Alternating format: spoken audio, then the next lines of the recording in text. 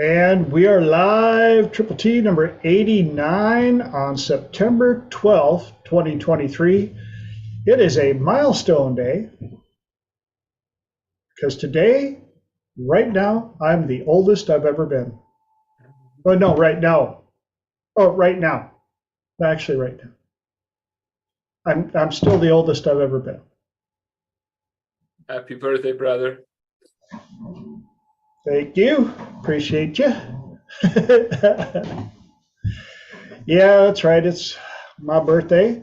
For those of you that don't know me, my name is TJ Zebel. I like to call myself a professional problem solver with the disclaimer, no, I don't know everything. But I'm really good at asking lots of questions to help people find the solutions they are looking for. If I can't come up with the answer, I have a great network of people, including all these people on this call, that can possibly help you find that. I do have a website, thetswb.com. That's right, thetallskinnywhiteboy.com. And I offer a free 30-minute consultation. That is your time to spend with me, 30 minutes to ask me any questions you want, see if we can find any solutions to any challenges you may have. Also, for those of you we are live on YouTube. Hi, Mom. Sorry for what I put you through like 55 years ago. Just saying, love you. Love you, love you. And if you're watching the recording or it's your first time, please hit the subscribe button, ring the bell, click the likes, leave the comments, leave some more comments, go and leave a couple more comments after your comments, because I like comments. I like seeing how I'm doing, the good, bad, the ugly, and all the in-between. Wow, 89 of these so far.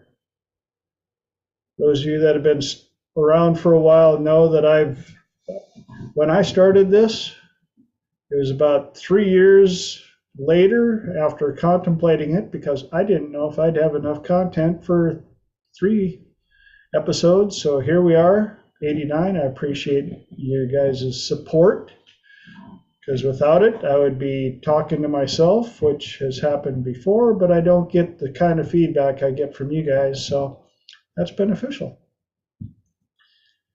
Anybody got anything they'd like to share from the last 7 days since we got to spend our time together?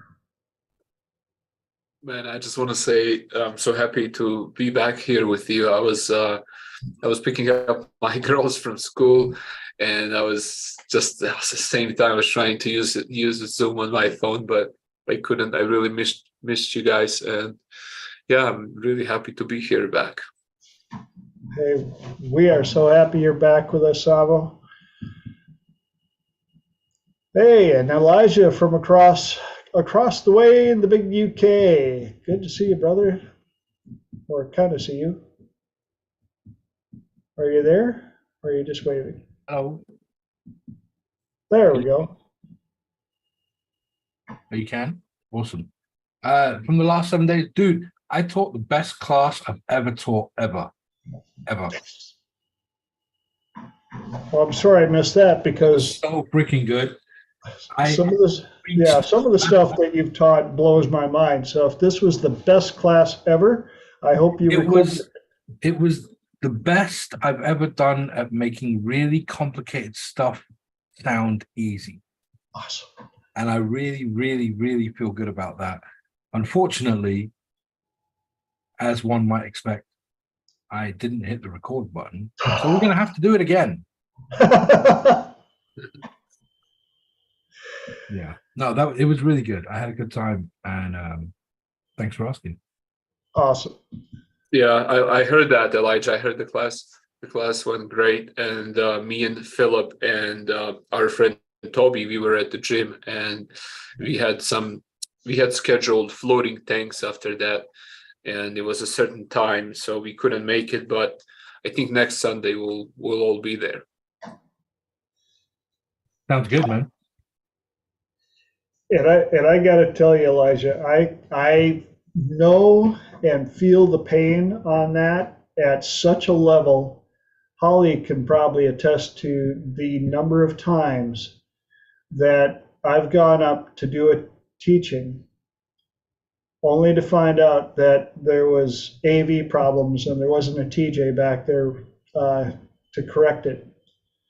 In fact, one time I went up when I was teaching with Dr. David Snyder, and one of his business partners was sitting right here, camera's right here. I go up and teach, and I might be a little biased, but a lot of people told me that it was phenomenal. I went back and the camera shut off, and I'm like, what? He goes, oh yeah, it clicked right after you, right as you were walking up. I went, what would have been really helpful would have been like, hey, camera quit, or hey, camera quit. But that happens, and we move on, and hopefully we can do even better the next time. Who else has something to share? There's Kevin. Good to see you, Kevin.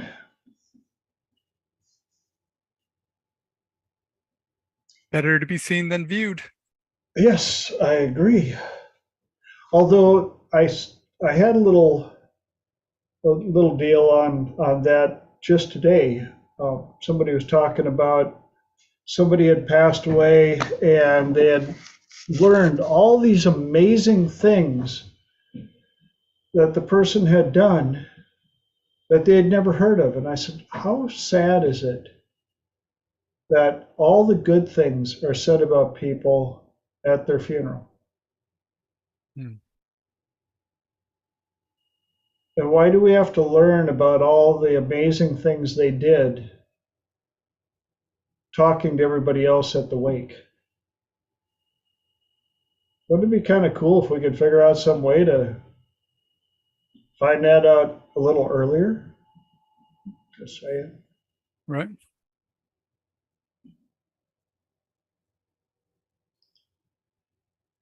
So, ironically, those of you that were on the call last week knew that I wasn't sure if I was going to be here or not. So I want to thank Lenora for taking the pressure off. She was actually supposed to be the host tonight. Sorry, guys, I know she's better looking than I am, and I get it. But yeah, it turned out that my birthdays are a national holiday in my kingdom. And so I don't work on my birthdays. In fact, Mom, love you, Mom, will probably attest there were a couple of birthdays I didn't even go to school. I'm like, my day. My day, don't want to go. And in all my years, I think I've worked 3 or maybe 4 times on my birthday. And usually that was because either my birthday was on a Tuesday or a Thursday. The reason that's important, because I'd be like, all right, fine. I'll work on my birthday on Thursday, but I get Friday, Saturday, Sunday off. Okay, I'll work on my birthday on Tuesday, but I get Saturday, Sunday, Monday off. Because I'm worth it. Just, I've been that way for many a day, and I think I'm going to keep it up. It's kind of fun. So not only do I not work, I sleep until I'm done sleeping. I don't set the alarm clock.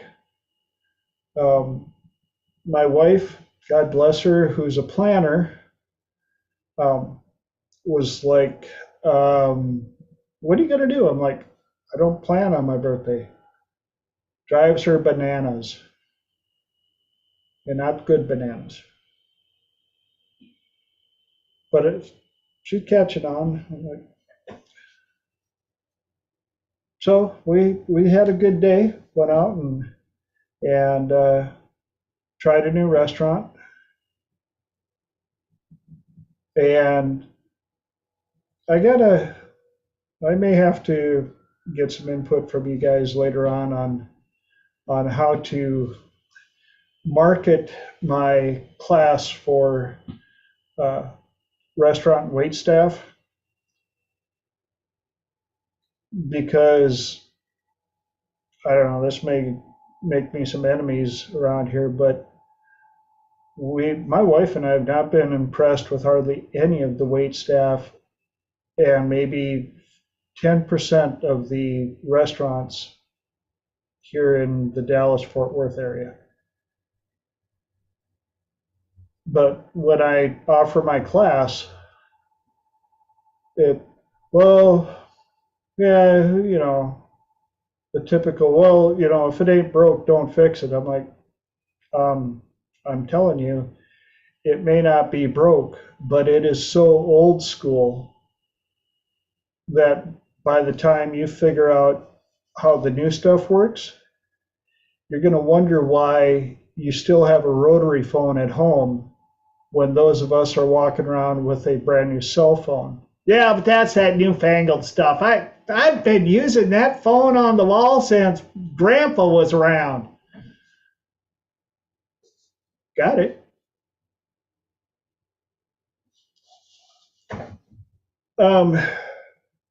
Squirrels, chasing squirrel. I am chasing squirrels tonight. And thank you, Lenora. Yeah, glad this doesn't qualify as work. It's at the point where it doesn't feel like work.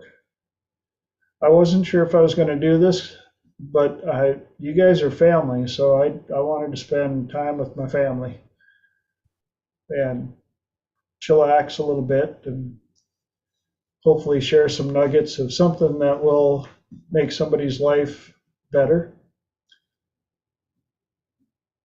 But in not planning, guess what I didn't do? I didn't come up with topics until, about 28 minutes ago. So I have a topic if you need an extra one, or maybe for the second maybe hour? bring it up second hour. Awesome. Good. We got that part covered. I came up with calendars and timelines, resolutions, and progress. And we might as well jump right in, see if we can fit in 3. See how I do here. Calendars and timelines. And the reason I brought that up is because birthdays, it seems like, we're many of us are obsessed with timelines, calendars. When are most of the big, I'm going to make a change in my life set for? New Year resolutions. New Year's. Got to do that New Year's resolution that I didn't keep up with for the last how many years of my life. Well, why don't you start today? Well, yeah, but New Year's is like, it's only 6 months away. I can get prepared for it. Or birthdays. Yeah, my birthday's coming up, and I think I'm gonna treat myself to a subscription to audiobook magazine. Okay, cool. What are you gonna listen to? Well, I really want to get motivated. 5 weeks after the birthday. So, what's your favorite audiobook you listened to yesterday? Oh, I haven't.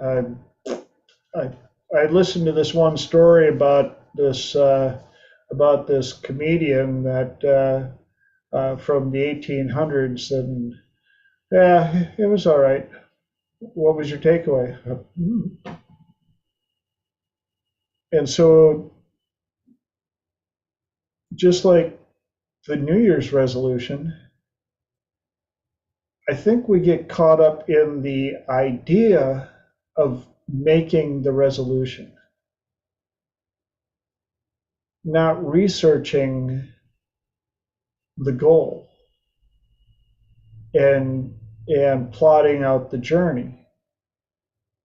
Standard, the amazing quote of the person that enjoys the journey will go much farther than the person who is only interested in the goal.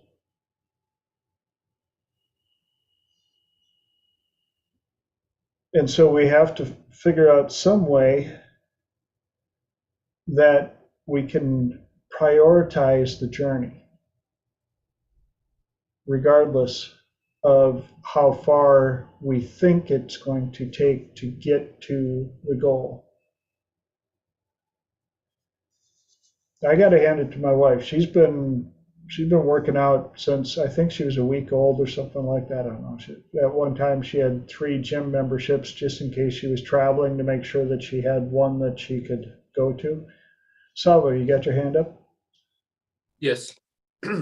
Andrew Huberman talks about this in terms of neuroscience. If you guys want to look it up on YouTube, Andrew Huberman, he talks about dopamine a lot and its relationship with motivation and the other neurotransmitters and hormones in the body.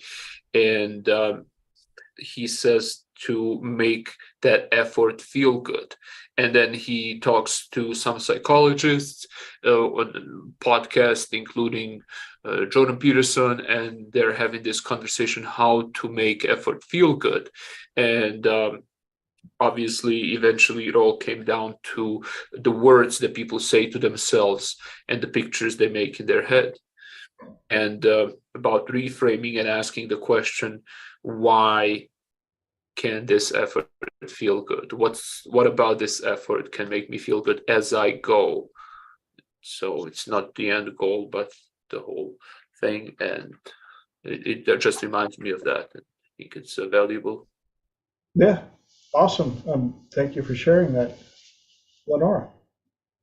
I love that you brought up Andrew Huberman, Sava, because I actually, I was going to mention it tonight about him. And I know we talk a lot about a flow state, and he pointed out some really interesting factors, in which I'm just waiting for YouTube to get its act together so I can load the video in. But he talks about dopamine, especially when it comes to starting healthy habits. Dopamine, he actually even said that very specifically, dopamine is Mother Nature's hardwired system that puts us on the right path. So when we're looking for something and we get it, dopamine will be released. Now, as good as that is, it's also, it can have the same effect, resulting in addictions, that we get stuck in a cyclical loop and we can't get out of it. And that chemical hormonal balance will drive us even harder into that loop. And especially when it comes to starting healthy habits. And I think we start with the best intention to have a healthy habit, but we have other things that are already in place. So interestingly enough, I'm presenting at a conference in October, and I'm very specifically presenting about holographic memory resolution. So I was going back through my notes with Brent, and one in particular, he says, the single greatest factor contributing to the compromise of our health and our relationships and our immune system is the ability to make wise decisions to succeed in life, is the fact that we leave the present moment. We go into trance somewhere between 15 and 50 times an hour. So you can go into trance from a smell, you can go into trance from a thought, you can go into trance from a feeling. And when you start to understand that, and you have like this, I'm going to set out to have a healthy habits and set up myself for success. And you realize you're falling back into these habits of thought 15 to 50 times an hour, you can see why it's so hard to break out of these cycles and to break out of these things that feel, whether you want to classify them as addiction or a bad habit, whatever label you want to give it.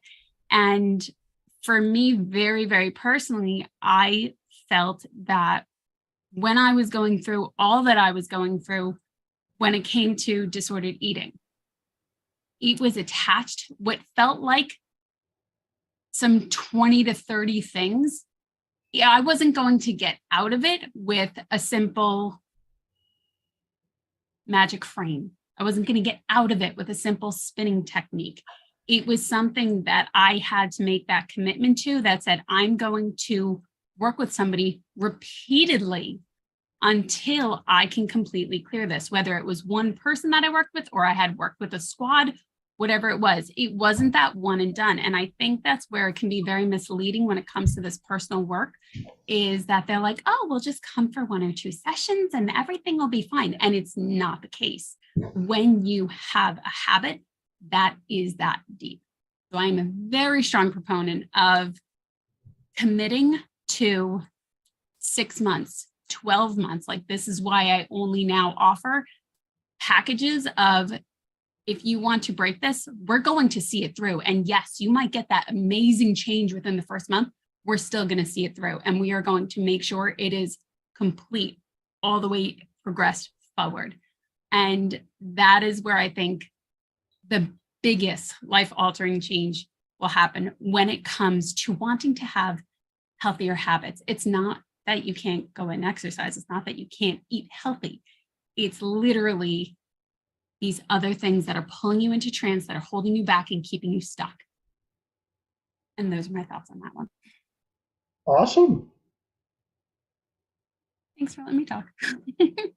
Well, I had planned on letting you talk all night, so I'm like, this is nice. I'm sitting back going, what else you got? I got tons. But especially when you hear, you get pulled back into trance. You get pulled back into those thoughts of whatever they may be. My God, the peanut gallery that I had at one point, the things that they would say. And so I'm preparing for a TEDx talk. And one of the things, especially Sava, you mentioned that it comes back to language. It really does come back to language, but it comes back to the language of the voices. Is it one voice? And I love Elijah really does a fantastic job of helping people disassociate and disassociate and disassociate and disassociate and keep breaking it apart. And I didn't realize, especially when I first started working, one really powerful force of nature, TJ, when I first started working with TJ, I did not realize he was disassociating me. And then when I had talked with Elijah, the fact that he broke down what he was doing, and also he would explain it to me, and then it was also walked me through it, made a complete difference in my brain of understanding the power of disassociation, but also the power that these voices, these trance states have over us is so powerful that we have no idea how powerful it is. We don't even have a clue until we start raising our awareness, of which also leads me to the question of, is it better to not know and have no awareness that all this is going on? Or is it better to know that you have all of this going on and now you have to clean all this up? Thank you, Holly, for that. I think the most challenging area is right in the middle. Right. When you don't have a clue, well, there's that bliss of no knowledge at all. And then when you finally get that door open a little bit to see what's inside and who you could be, but realizing that it's all the way on the other side of the room. And to get there, you have to go through all the skeletons in the closet.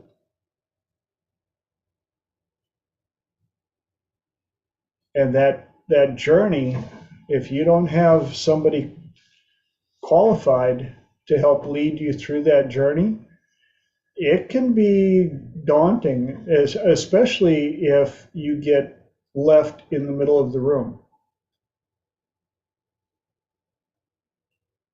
And I've had to clean up a couple of, I'm just going to say, people that they found somebody that was just qualified enough to open up the door for them. and talk them into entering the room. And once you walk through that door shuts. You don't get to walk back out and go, yep, I didn't see nothing. You're in there. And a lot of times they told you there's a door on the other side, but there's no light. There's no exit sign. And so you have to believe that there's a door, for one, and you have to find somebody to help you light the path and figure out how to get there. But when I can help clients, and I'm sure you guys will agree, when you can help a client get to the other side and get to that new person, it is so worth it. Especially if you teach them how they got there and how they can maintain it and, help themselves even more. That's so rewarding.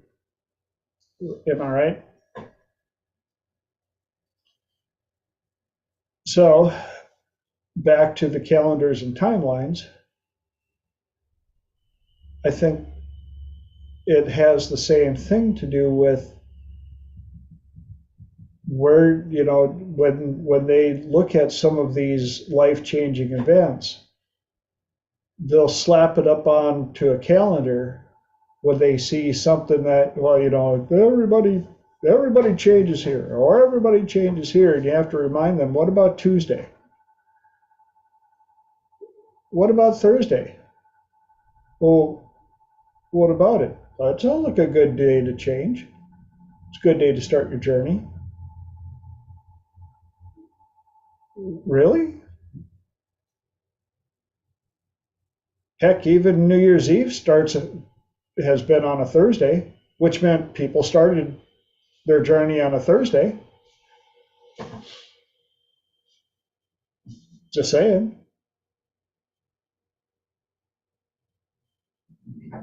And that rolls right into my second topic of the night of resolutions. And I think a lot of people like to give, I'm going to call hollow word service to a resolution. I want to join a gym. Why? Well, I want to lose weight. Why? Well, so I can look better. Why? And you keep drilling down until you can find something that has enough energy, drive, motivation in it to actually get you there. And not just to get you there for 7 days,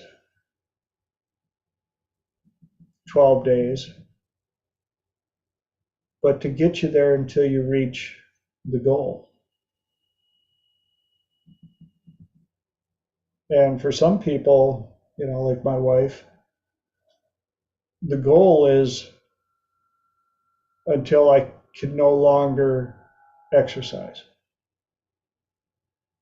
I will be working out, I will be doing this until I can no longer do it, even if I am bedbound. She would be the person in there trying to figure out what video she could find for people working out who are bedbound. And she'd, glass of water, she'd be like, I raised it 80 times.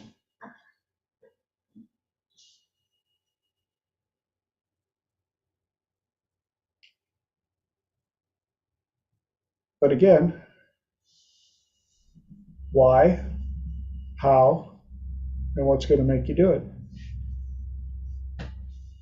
Lenora. Microphone.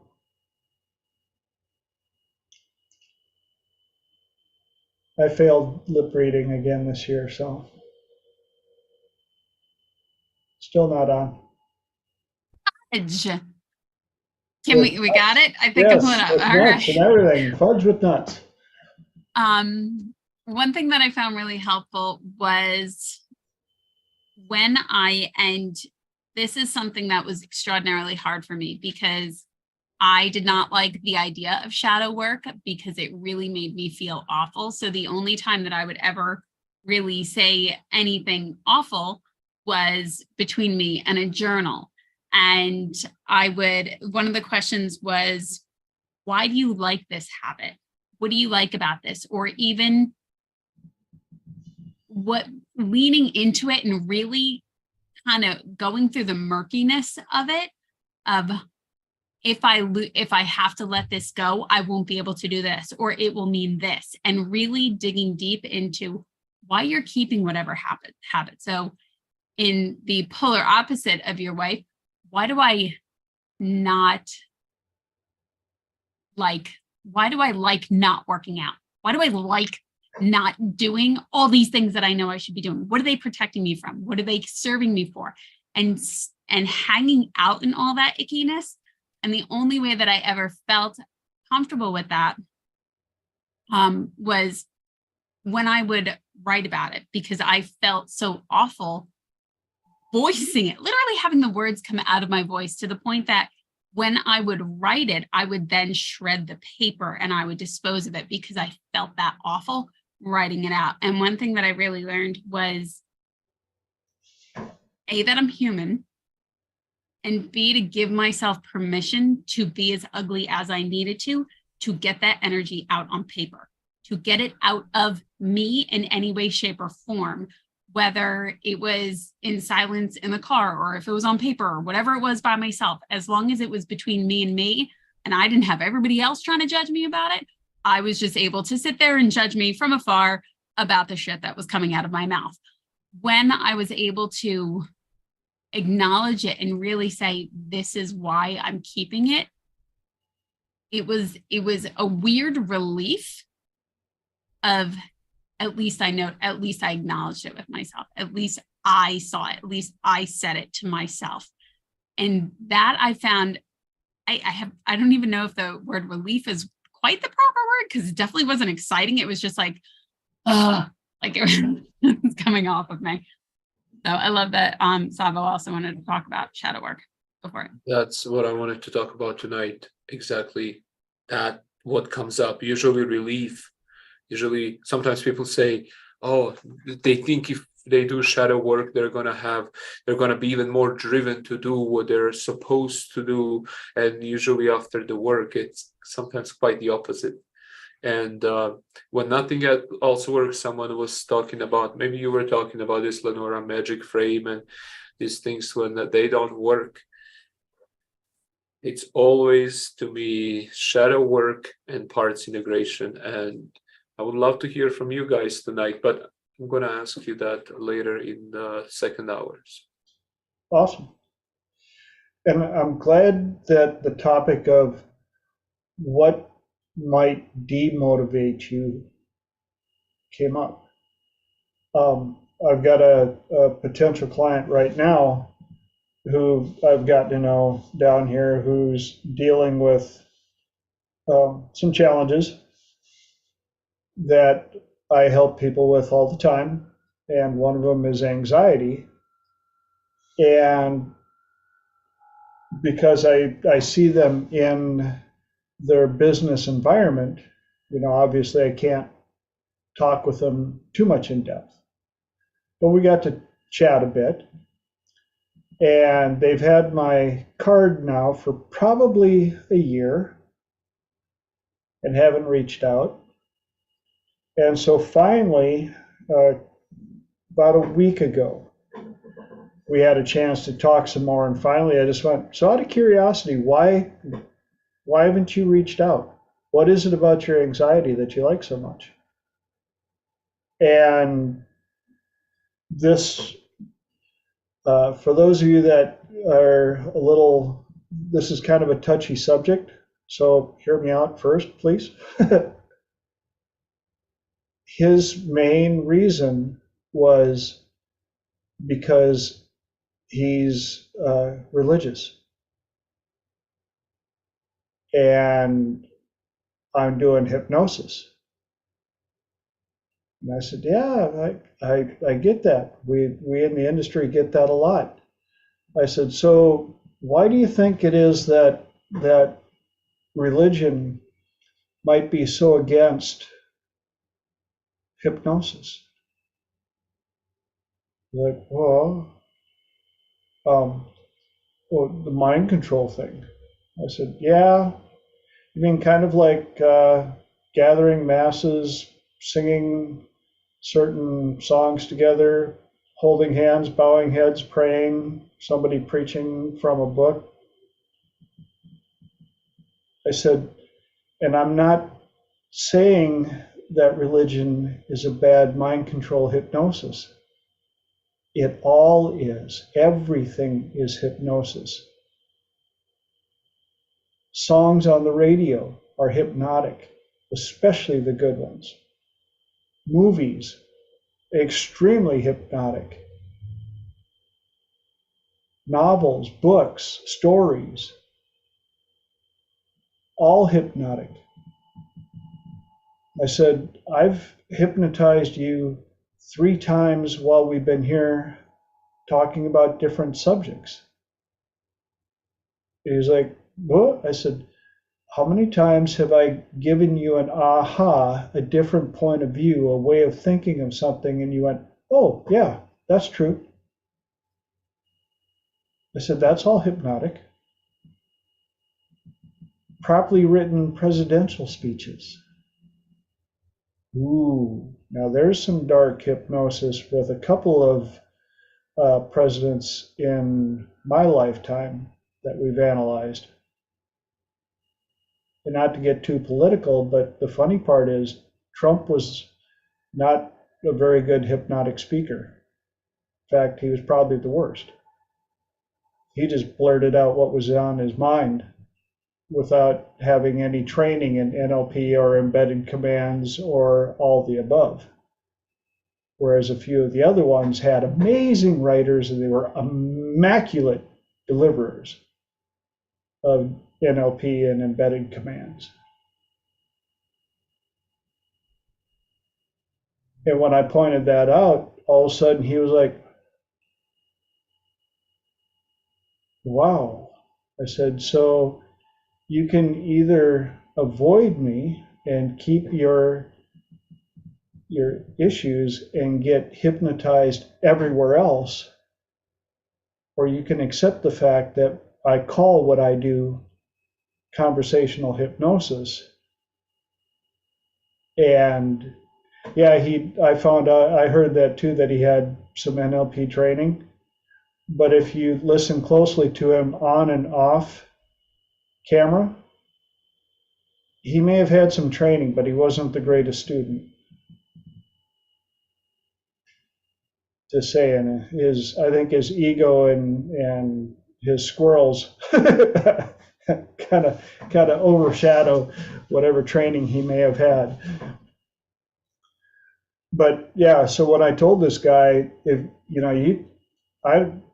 we don't have to call it hypnosis. Hypnosis does not care what you call it. You can call it guided meditation, you can call it energy work, you can call it blowing sunshine in the correct direction. It doesn't matter. As long as I can get your conscious and your subconscious to stop arguing with each other and start looking at what's holding you back and whether or not that is beneficial to where you want to be.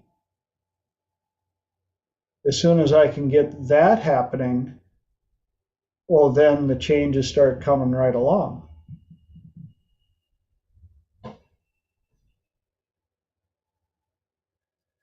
And the changes are what we're most interested in, right? And when I got him to nod, he goes, I said, did you realize that what I just did was part of all of the hypnosis and sales and stuff that is taught as well? He was like, oh. I said, yeah. That's why the more you know, the better.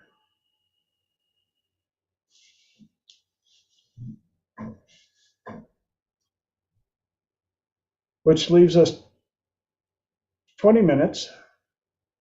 Any input, ahas? Yes, Holly. To something that came up in my mind when we were talking about resolutions and following through on them. Jordan Peterson specifically, we're talking about Jordan Peterson and Andrew Huberman, who I've been listening to. There are no coincidences, but talked about that if you're not following through on your goals, it's probably because you are not willing to pick a little enough goal to be willing to suck. When you're going into the goals, you have to say, you know what, I'm going to suck. It's going to be tiny, and that's okay. And to kind of make it, consistency is more important than intensity. And just some quick numbers. If you were to do 5 minutes for the next 30 years, 5 minutes per week on a goal, you would put 130 hours into that goal. Yep. If you were to do 5 minutes a day, I did it at 360 days. So, take your birthday off, take Christmas off, that sort of thing. You would do 900 hours if you did 5 minutes a day. What could you accomplish in 900 hours? That's always going to be more than sitting down for 5 hours straight or 10 hours straight trying to work on something. But we forget about that. We think that we have to do something big or it doesn't count. Yep. Great input. Yes. Lenore. I love that you shared that, Holly. Especially when to endure the suck. And there was one thing in the video that I attached, and he even says you have to pass through that gateway to get to that focus component. Andrew Huberman, he says you have to pass through the gateway of discomfort in order to get into that flow state, especially when you're doing something consistently. So I think almost if you go in saying, oh, I know this isn't going to be the best feeling ever. I know this is going to be a bit uncomfortable. You can kind of prep yourself. And especially because sometimes I think some people can come across and sometimes the culture is like, embrace it. It's going to be great. And they're almost trying to prime you that it's going to be great. And when it's not, you're beating yourself up. Like if it didn't work for you on the first time or the first 2 times, you're beating yourself up thinking there's something wrong with me when they're going, it's so easy, it's so simple. And you want to be like, not for everybody. And I like being able to say, it may work out the first time, it may be great. And if not, that's okay too. And especially when it comes to enduring the suck, one word that TJ introduced to me was the word yet. I'm not good at it yet, rather than thinking I'm never going to understand it, because I really had that mantra for a while. And he goes, you don't understand it yet, not you're never going to understand it. And even encouraged me to go back and listen to the language again, with the language that I was using, because I had the mantra of this is where it is. It's never going to get better. And he was like, yet. And literally for I think like 3 minutes, we ran around in a loop of everything I would say, he would add the word yet onto it, because it was really something that needed that much repetition, because I wasn't going to get it on the first try. So if you don't get it on the first 1,000 tries, that's okay. You just don't get it yet. You're not broken, and you're not incompetent, and you're not any of these things. You just didn't get it yet. And that's okay. And you guys might be able, thank you for sharing that, by the way. And you guys can maybe help me out here with who this quote belongs to, but too often people underestimate what they can accomplish, and they overestimate how hard it'll be.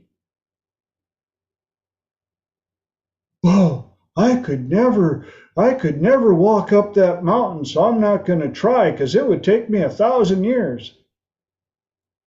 Well, how many steps have you gone so far? Well, none, because it would take me forever. Well, how do you know? Especially if the time is available. Those are the ones that drive me nuts. Well, I'll never make that kind of money.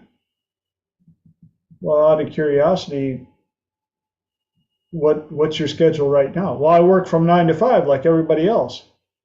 Okay, what do you do from 5 to 9? Well, that's my time. I like to go home and, I gotta pet the pooch, and I got, I'm on season 72 of Desperate Housewives of Middle East Kansas, and well, okay. What do you do after that? Well, it's 9 o'clock. I got to get ready for bed so that I can be back up at 8 o'clock and rush my butt to work so I can work from 9 to 5.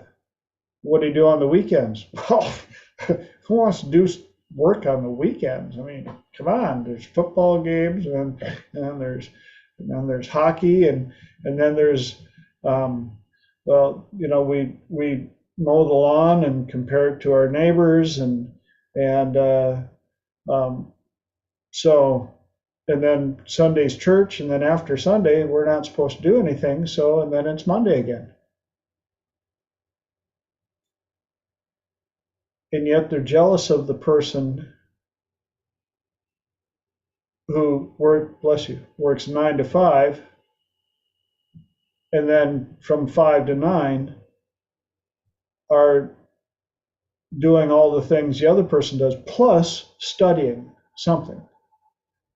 Whether it's listening to audio tapes or audio recordings on the way home, or listening to audiobooks or podcasts or something while they're cleaning the house or washing the dishes, or like that story of the guy that I told you that realized he was spending over 2 hours every day commuting to and from work, and started listening to he started putting in CDs to learn foreign language,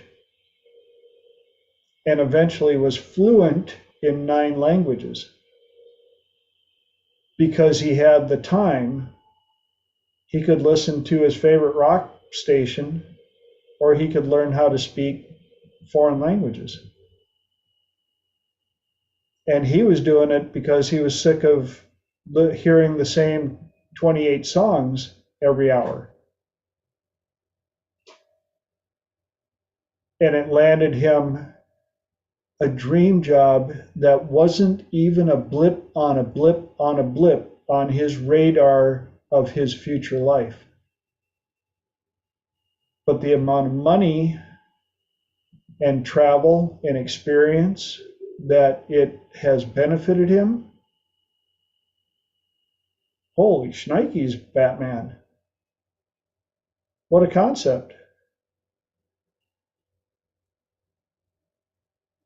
So, brings us to the third topic that we've got 12 minutes for. How are you tracking your progress? One of the things that I love to do with my clients is I make them reflect back to when we first met. How different are you today? What's changed in your life? And a lot of them are like, well, that's because of you. I went, I'm the coach, but you were on the field.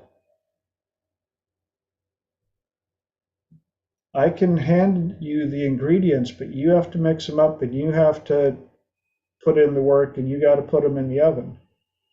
All I gave you was the recipe and some of the ingredients. But it's very important that we have that ability to reflect and look back at where we were. Because sometimes we forget how far we've gotten, and the journey can seem weary, long. Like, man, I've been doing this forever. That's right. But look at where you started. Wow, like, wow, yeah, yeah, that's where you started back there, like back there. And I remember when I was in Yellowstone and we went to climb some of the Grand Tetons.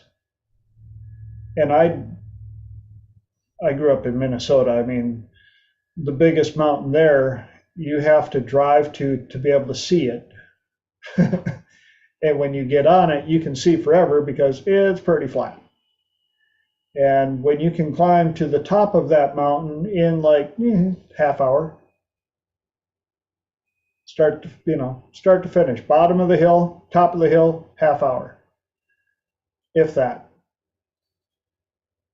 I'm looking at the Grand Tetons going, they're way off out in the distance, man.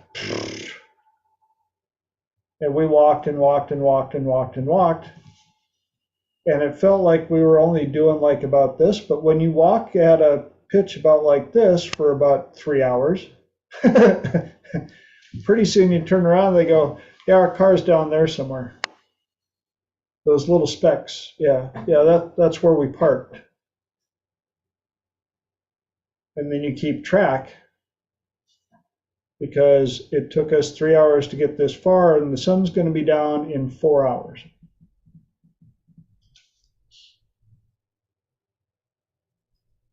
And so it's another reason to check progress. And a lot of the best people that accomplish stuff are really good at setting goals, tracking progress, making sure that they're still on track. Course correct where needed.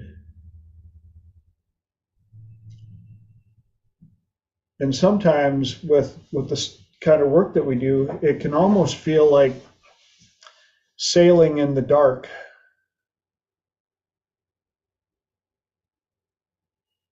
And you got to keep checking the compass.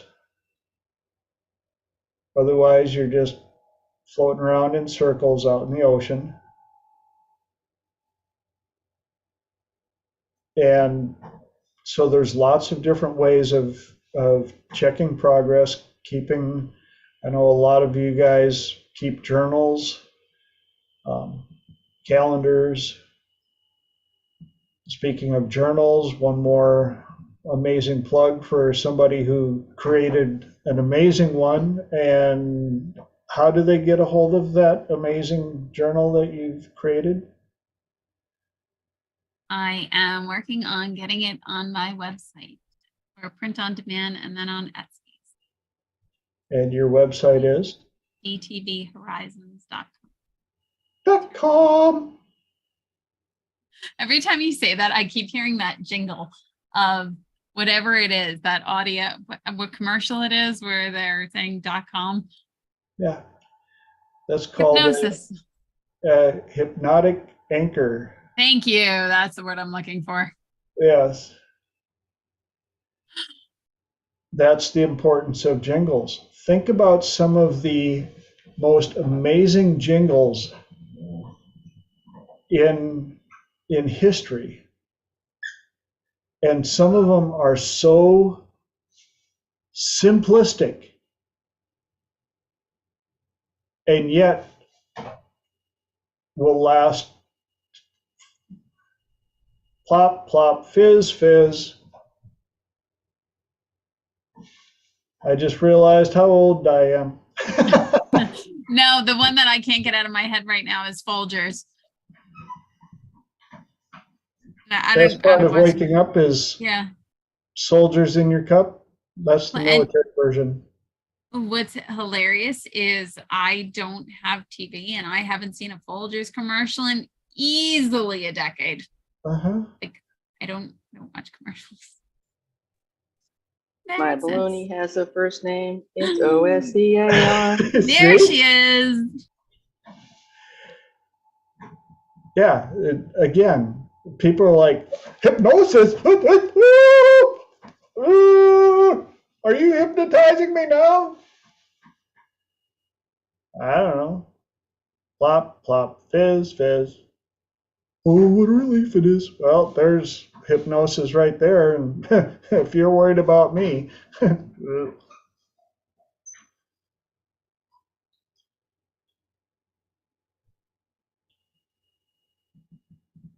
what? Everything is trance. Everything is trance. I saw, though, you weren't here last week, and I had realized on a much deeper level that everything is trance. Like even my own thoughts were a trance that I was in, and it was just like, so that's one that you missed last week. That's the nice thing about those ahas. Some of them sneak in quietly and settle in, and other ones drop in like a napalm bomb. It's like, Literally. well, that about does it for our first hour, which I didn't think I was going to be here for. So I want to thank you guys for playing along.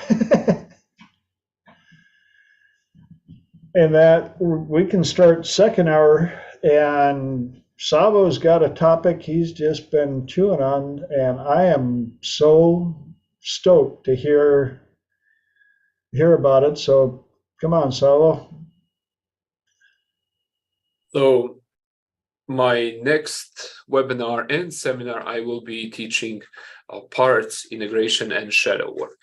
And so this is something that's been coming up a lot for me, my clients in the past couple of years. And when nothing else works, this works. And so I also want to mention something about keeping track of the progress. One of the things that really helps me personally is doing my webinars. And when people come in and there is more people and they say, it's much better than it was. And so I notice also same thing with Elijah's. And I also notice, not just me, but one of my students who comes to one of my best friends too, his name is Philip. He was at your webinar too. And we were doing Brazilian Jiu-Jitsu and he's like, I want to log in to check Elijah's webinar. And I said, and he said, it's getting better every time. And so that's a really good way to keep progress. So I feel people who do this kind of work are really blessed that they can have a reference, not just internal, but external. So that's about what you said. There is also something about connected to what we talked about earlier. I was hired by this corporation not too long ago to teach sales. And they all came in, they're great investors, and we were doing Zoom first, and there was a lot of questions, just similar, like things like clients from a lot of times that I've been getting a lot of calls recently, and they say, hey, how long is this gonna take? How long are you gonna take to fix me? And I say it's something like this. I say there is so many variables in human development. I don't know you. I don't know how long you've been doing that. One thing that I can guarantee you is that this is the worst you're gonna be. And from this moment on, it's only gonna get better if you put in. And then I use that thing I learned from David, which is true. Obviously, that they need to make at least 2 payments. One, the money they make, they pay, and the second one is their time and effort. So, and this is, and okay, well, so these people were also asking me questions when I was teaching sales, and some of these questions is like, how can I make them? How can I make someone else?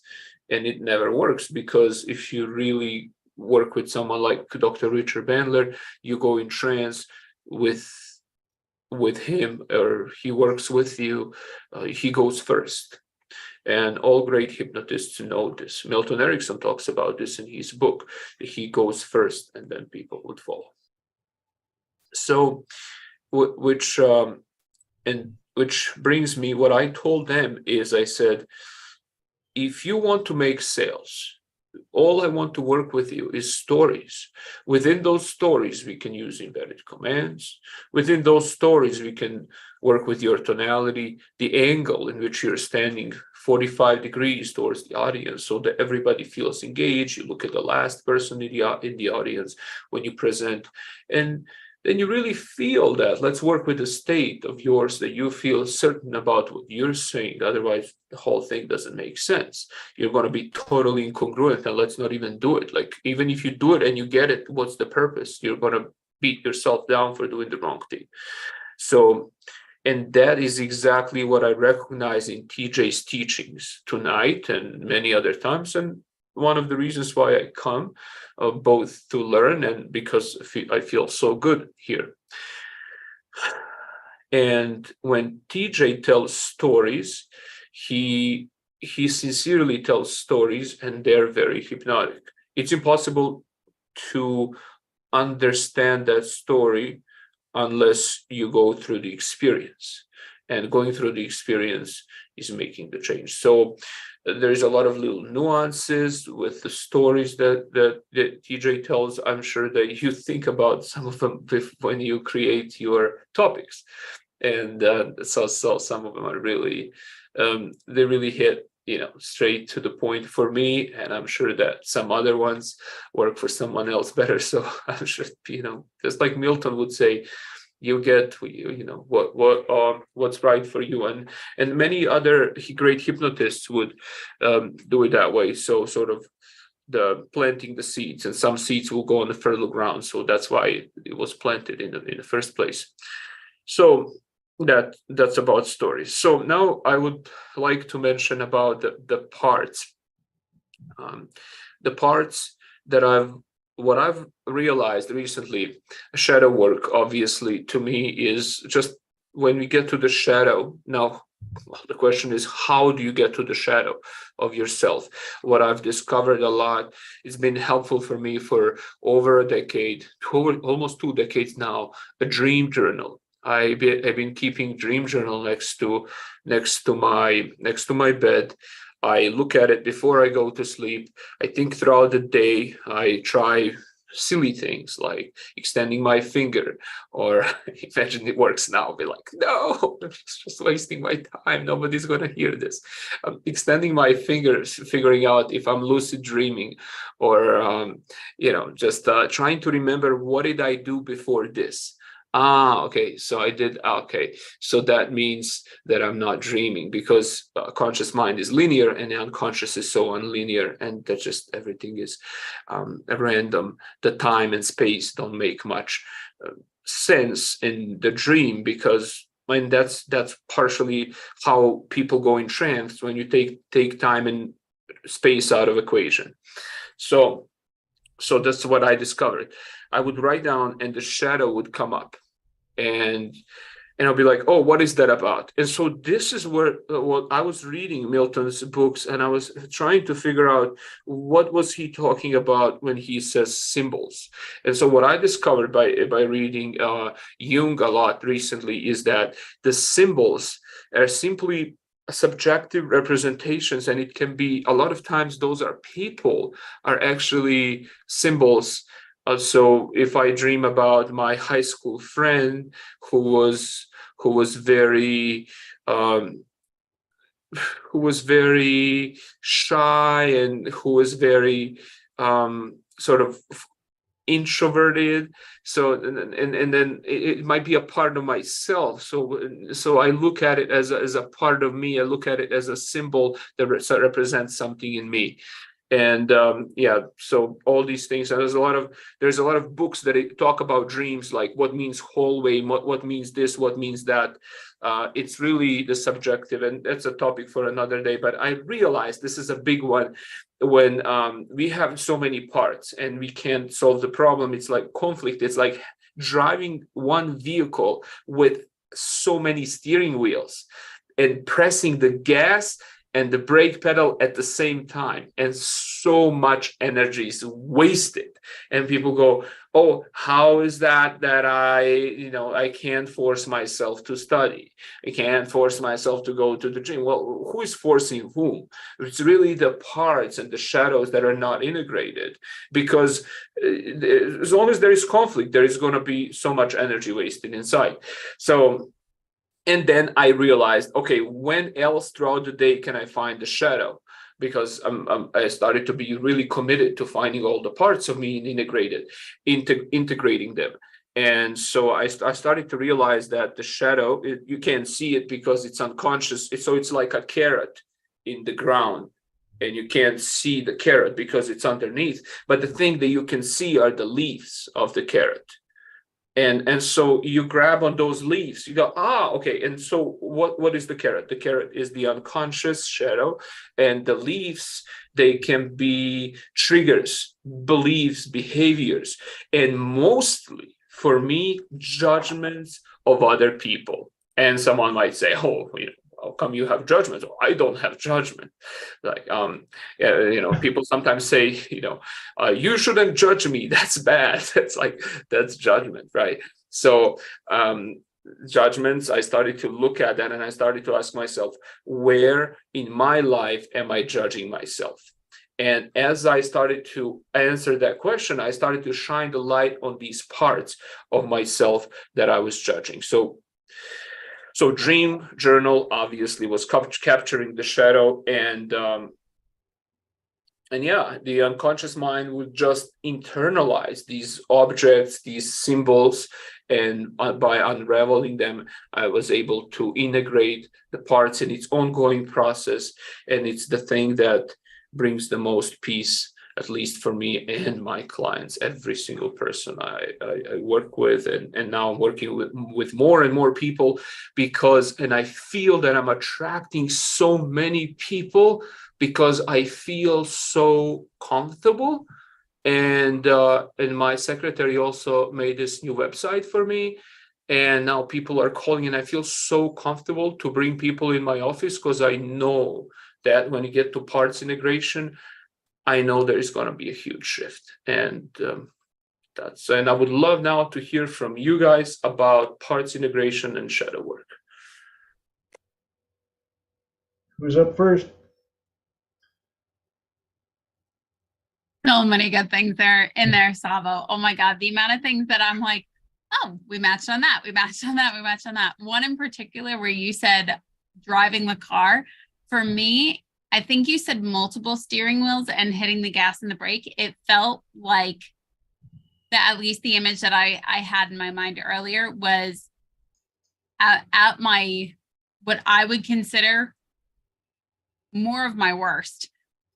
It felt like multiple people were trying to drive the car. There was one steering wheel and everybody was yanking it in a completely different direction. So when you had said that, I was like, oh my God, we definitely matched on that. When it comes to parts, I find completely agree with you about IFS and internal family systems and what the part is, especially when it comes to one in particular. Brent had this beautiful technique that he recently shared in the practitioner group that we meet once a month. And he had said very specifically, if you're talking about a younger self, or if you want to categorize them as this younger self that is in the shadow, this really judgmental self, for me, mine tend to be younger selves. They're usually tweens or younger. And he said, spend time with them each day, talking to them. You're really upset about this, I can tell. And quite literally have that dialogue with them. Tell me all about it. Like whether it was, I don't want to be doing this, or whatever is coming up about a specific topic, especially if you're judgmental about something. For example, I would be really judgmental about what I was eating. And even though part of me knows like, oh, hey, this is good for you, another part of me at the same time was going, hey, this is really not so good. You shouldn't be doing this. So there was definitely a conflict. So when I sat down with that part and I had a dialogue with it, it was much easier. When I'm having a dialogue with it, depending on if it's me at this age or if I need to have somebody else come in to calm that part, to quite literally help bring it down because it's in such a heightened state, to help reason with it, to help calm it down, to help soothe it, whatever I need to do. And I will talk to that part. What do you need? Do you need to feel safe? Do you need to get out of the scene? Where are you? What's going on?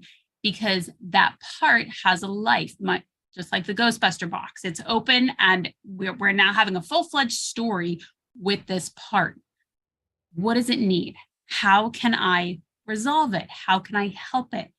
And one in particular, he said, go to this younger self or go to this part every day and talk with it and have a conversation. And I hear you. Sometimes it might not be completely resolved in that time. And sometimes you might only have 5 minutes before you quite literally say, oh shit, I have to go to work and I need to navigate this. You can put it in a container and say, okay, we're going to work on this. I'm not leaving you, and come back to it at another time. You have the ability to do anything and everything. So if I'm not finding that complete resolve, can we hold on to this? Can we come back to this? And I'll write it down, or I'll make a note of it or of some sort. And then when I have that time, I'll just go back into the memory of when it was coming up, and it usually just floods right back through. And then I have more time with it, especially because sometimes that part may be venting, maybe crying, maybe whining, whatever it is, but to give it that space that it needs to resolve. That I found to be the most helpful in that. And there was another piece, and before you go to another yeah, piece, go. just want to comment on this really quick. So let's say that when the part comes up, so you discover a part of yourself by judging someone else for being lazy, and there's something stuck around the time when you were 3 years old, right? Maybe let's do this and you have to do it, yada yada. So now the part of you comes up, and so by doing this, you can resolve so many different things. It just unravels. So you can start getting motivated, be motivated about going to the gym.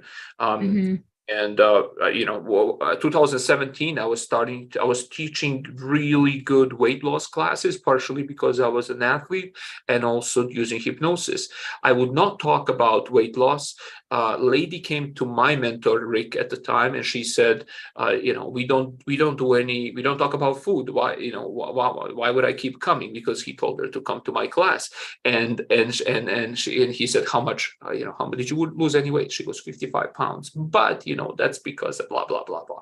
It's really the shadow work that changes so many things. It's like a domino effect. And Completely. The trick is this. This is when you were mentioning that earlier self, the younger self, 3 years old. As it comes up, all the behaviors, beliefs come up with it. And it's like a 3-year-old. Now you have to treat it that way. Completely. And that's where I'm saying, whether it's myself that can come in, depending on what it is, because I have a history with myself. So me showing up at the age that I am, she might not, my 3-year-old self, my 4-year-old self might not trust me, depending on the scene. So like, for example, I grew up in Brooklyn. I go back to the kitchen I grew up in Brooklyn, and my 3-year-old is having a full out meltdown, and I will step in to the picture, defend whatever it needs to speak for her, if I need to talk for her, I will talk for her. If she needs to talk, whatever needs to happen in that scene, karma, police coming in, whatever the case may be, they have full control. And when it comes to HMR, very specifically, he will bring you back to the memory, and he'll say, and then what happened? And then what happened? And then I felt angry. And then I felt such and such. Once you get to that feeling point, you have the autonomy and the ability, anything goes. What would you have liked to see happen instead? And when you can shift that, literally a no holds bar of anything goes.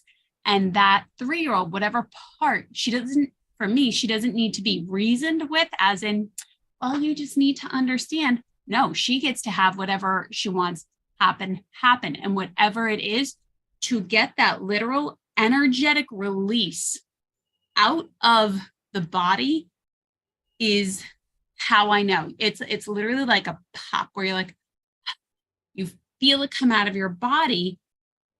And that's how you know you've now hit a new level. You've hit a new shift. Is there anything else that needs to be done?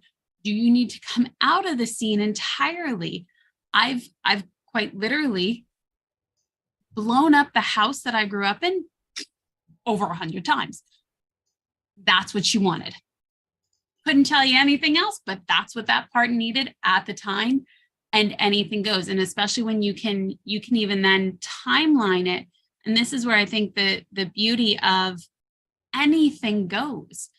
You can pick that part up, float them up out of the house, float them up above the town, float them up as high as you want, put them in a cloud, put them anywhere you want, and they get that distance. So now you have this timeline, you have this massive, massive amount of space between you and the event. Now it's even smaller, it's darker, it's harder to see. And that energy continues to go. Now, if there's still a thread, you can cut the thread. You can cut the thread, put it in a box, send it into space, and do whatever it needs to do. How many things I've sent into space, and there's like this great space-eating monster that devours anything that I send it. It's fantastic. Whatever needs to happen can happen. It doesn't matter. I don't have to logically talk about it to that part. What do you want to see happen next? Then what happens? Then what happens? And they create the story. And when you give that part the ability to create this anything goes story, you get that resolve, because now it's spoken its piece and it is satisfied. Yeah, thank you very much for sharing that, Lenora. I find very powerful. One of the ways in which I do parts integration in that matter, if let's say the part that's younger version of yourself doesn't like you or doesn't trust you, one of the things I do, it's very subtle. I name parts according to what they do. Let's say if you were a 5-year-old and let's say you were lazy Lenora, talking to courageous Lenora that you're now, but you want to be. So that creates some rapport right there, because you see how that works. And then what I do is embody that. Sometimes chair therapy, right? And embody that. How is that person? How do they move? How do they talk? What do they feel? And those kind of things. Then shift places, switch back and forth, dialogue back and forth, as long as it needs, bringing the highest positive intention, having the integration. Totally. I love that. Another one that I did was when you're in that position, when you're in lazy Lenora, Elijah had once shared with me what I keep referring to, double disassociation. Elijah, I have no idea if this is what you call it or if I'm calling it the other one. Double dissociation. So in that, there's a part, and now the energy that's in that part gets split again. In that, what ended up happening recently was I had a part and I said, okay, who gave this to you? And it was like it unzipped a costume and completely shedded this costume. Like it was like a zipped up costume, and gave the personality of it back to the person that it came from.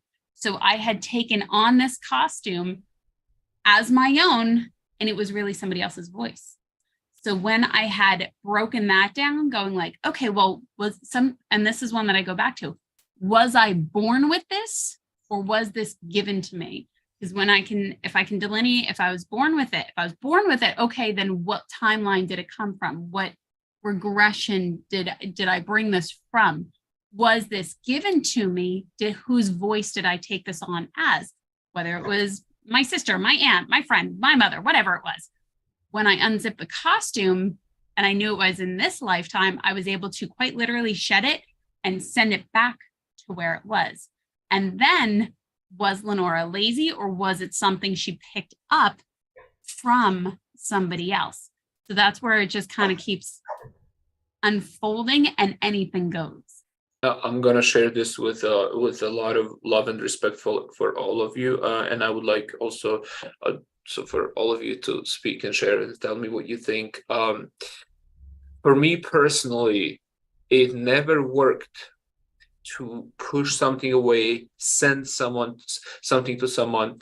It's always whatever was happening, it's always been a part of me. It's always the energy is always there for me, and integration would always be the answer. And as soon as that part, it's like, for at least that was my experience of many of my students, pushing anything away or trying to keep it close would or would not work. And I just wanted to say that integrating would always eventually happen. And when it happens, then this part is happy, it's satisfied, it can be here, but it doesn't have to. Then only when it's fully with love and acceptance integrated with fully, I bring it to my heart, whatever that is, only then I can give it something I learned from Marissa. It's called role, function, purpose, and intention. And these four is just, so the part of me, which was a part, and it's like now it's coming from the whole, from the center of my being, is now getting new role, function, purpose, and intention.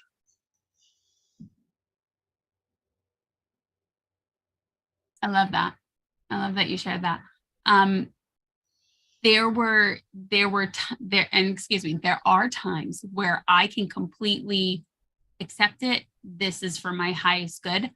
When I'm in my shadow, or when I have a younger self that's in her shadow, it's difficult for her to accept it until it's cleared her body, until it's completely out. And then when I have perspective and say, okay, well, whatever the case was, we had to learn this. And when I can understand that after it's cleared, it becomes much more integrated. And there was a beautiful technique I learned just recently, was to bring it into your heart when your heart is source energy, completely pure, that it can come in and that it can be cleansed and recycled however it needs to, not as in this really ugly thing happened to me and I have to hold on to it. It's as in, this thing happened to me and I can accept it, clean it, clear it, and process it out in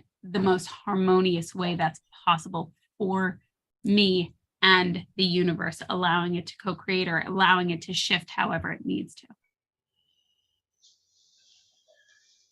One of the key parts out of that is why I'm so adamant about making sure that they rescue the lessons.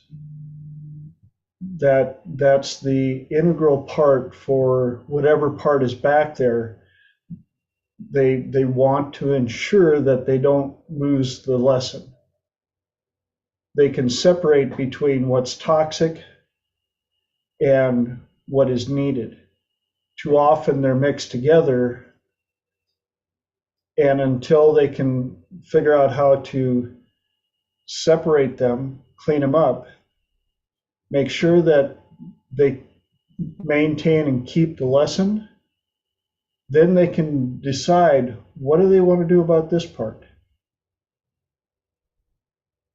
If it's part of a memory, and we realize that we're the chief editor, writer, all of the above, we can decide what this toxic part means to us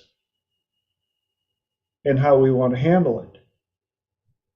Is it worth keeping around? Is this energy something that we even want to hold on to in our vessel, or can we return it back to the universe to have it recycled and brought back, because it's just energy anyway? And I find that when they can decide for themselves what they want to do with the toxic part that's not serving them, and realize that they've rescued, cleaned up, and safely locked away the lesson, the change sets in much, much deeper. Any comments on that? Hey, Mo?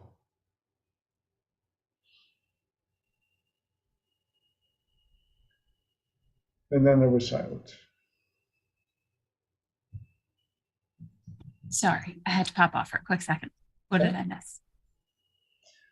I was just talking about how I like to make sure that the lessons are Lessons are rescued and saved, and then you can decide what you want to do with the leftover energy. And I think that's, especially when Dr. David Snyder would say, karma police. And that's when, especially when you understand anything goes, because it's not you giving the energy, it's a part giving the energy. And however, and even Brent Baum says this, however it goes back to the person is up to the universe. However, they need to take responsibility for it. So you can send it back to the person via envelope. You can send it back to the person in a hug. You could send it back to the person in any way, shape, or form.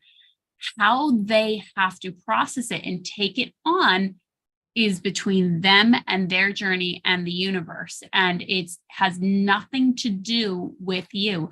And I think sometimes we get really quick to judge it. And that's where I did my best to, I said earlier, when I'm in the shadow, like it was really hard for me not to judge myself, especially when I'm doing work by myself, or if somebody's guiding me through it. I do my best to think two things, especially because I know some of the things people are working me through. I'm going to leave everything. Everything's on record. I'm going to leave everything to them. What do I need to learn about me?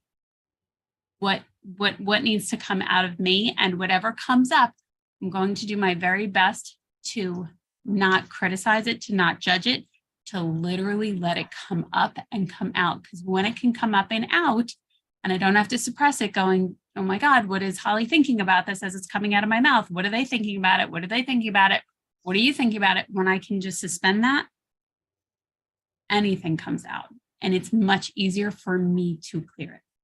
And this is the trick. This is where I believe, this is what we talked about earlier. What I wanted to point out is many people get stuck when they want to do parts integration or shadow work with intention of getting rid of that part, because the part of you knows that you want to get rid of, or you want to let go of something, push something away, or keep it whole. It's the same energy. So as you accept it, as you love it, as you embrace it, it's miraculous what really happens. I take it as when the intention is to simply feel better. I just want it out of my body. I don't need to make it better. I just want to feel better. And as it comes out, I can feel better however it comes out, if that makes sense. This is one of the things I read in the book. It's what was it called? It'll get to me, but it says that trying to feel better, trying to be positive, it's a negative feeling. It's negative on its own. So the other way around. And I think Elijah wanted to say something, but I keep on popping in. No, I'm good. Enjoying the discussion. Look at that light up microphone. If I it kind of RGBs, it changes colors, goes red, and then it goes green, and it goes blue, and it goes purple. And it's very easy. It's a lot easier for me to see when it's muted, because it's not a tiny little light that an old man like myself can't see. So I was just enjoying the views and the back and forths, and they're really good. And if I feel compelled to say something, believe me, I will. You just did. I agree, Savo. It's not about making it pretty and making it positive. If I try to rush that part, there's a whole lot of resistance that will come up. And even when, and I mentioned this last week, I was doing 3 chair by myself, and I had a younger self, and I had the person there, and then I had me, the observer. You had the whole party there. Oh, it got way more intense. It continued to split. There was another version that came in. I think there were 2 other versions that came in, because there was my higher self, and then there was another person that will often come in to help coach. So it was quite the orchestra, quite the conversation, and there were a lot of parts. And even at one point I was like, there's a lot of people at this party. And just trying to make sure that these parts were heard. And it's remarkable. And TJ, I think you call it Russian doll effect. And what will happen, and if you ever work with Brent Baum, he's got this beautiful computer program that will help you navigate and quite literally show you this glorious map. But you have a memory that's suddenly in your stomach, that goes to your heart, that goes to your head, that goes to your shoulder, that goes to your back, that goes to your heart, that goes da-da-da-da-da-da-da-da. And before you know it, you look like the people on these like detective shows with this red wire, and how these memories are all connected, even though one is inside the other, and you can't get to it without unraveling that first one and getting to the next one. And it's like, you've reached a new level. And that's where it felt like there were so many things going on. But once that was cleared, there was much more peace in the kingdom, and it was much better. But yes, it was a very long conversation, and it was very busy. There were potato chips at one point. Some people call it hypnotic whack-a-mole. I could see that. Yeah. I could see that. And we just keep relentlessly pursuing until we get the results we're looking for. Which is also why when asked, well, how long is this going to take? I also let them know that when they're booking an appointment with me, if I'm running late, I always joke, my little tagline, if I'm running late, I promise you I'm not watching video on YouTube. I'm in a session with somebody, because when we opened up Pandora's box, not only did the 7-headed dragon come out, it brought the whole flipping trailer park with it. And I promise that I will be there until you're back to a safe place, no matter how long it takes. And I've had a few sessions that have gone 4 hours nonstop, because woo, that was an entire trailer park and all their relatives. But I want to say something now. Yeah. I want to say something now.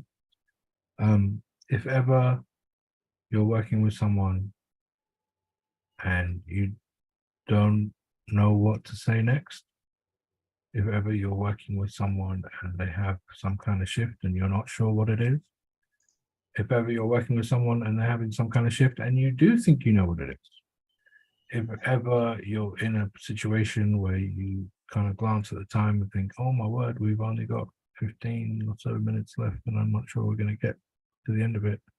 If ever you're working with yourself and there's even the slightest doubt of anything, I want you to train yourself to say out loud, what's happening now? What's happening now?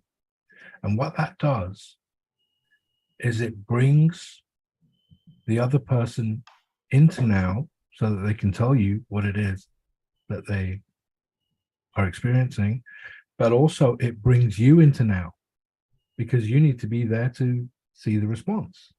Mm-hmm. And when you say what's happening now, really what you're looking for is what happens with their physiology, what happens with their body. What they say is important. Well, the structure of what they say is important. Yeah. The content, not so much, right? But what's really important is, if you say what's happening now and the person goes, well, that breath, that was the answer before they said, well, right? And so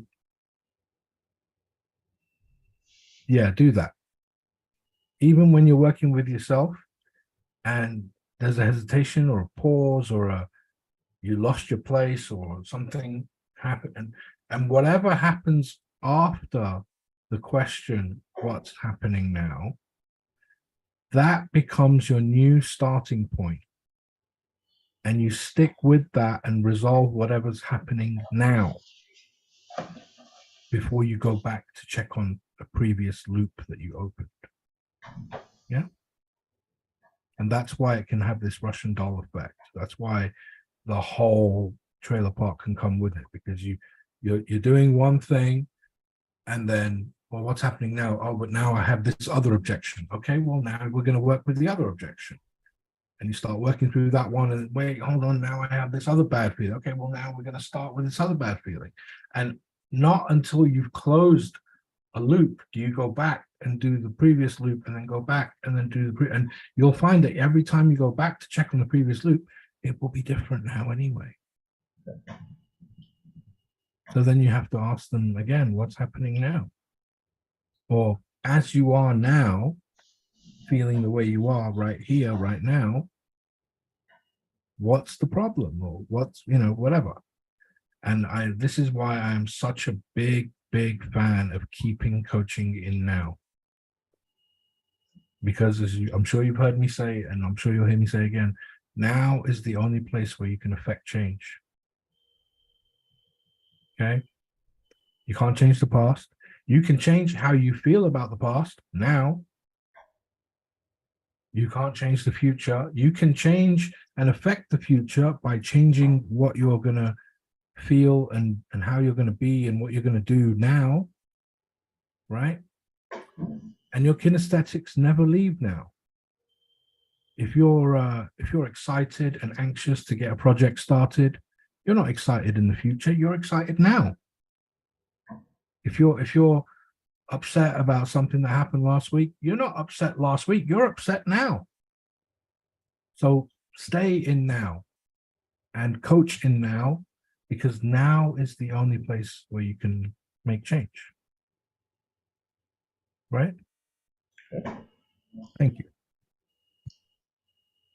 The other part that I really like about what you said, Elijah, is when you have the seven-headed dragon and all of that, and they're dealing with that, and like you said, you bring it to now and clear up how you're feeling now, a lot of that stuff collapses, a lot of those open loops collapse into themselves anyway. If you resolve, even the thing is, if you resolve even one, let's say if someone comes and you start working through one issue, and then another issue comes halfway through, and then you start working through that one, and then a third one comes. If you get resolution on any one of them, the whole system will need to do like a reorganization of self. Yep. Right? And the understandings and the, when you take stock of what is, right? So we talk about paying attention. This previous week's class was a lot about paying attention, and it's not so much about paying attention to how you are as the client. It's about paying attention to what is,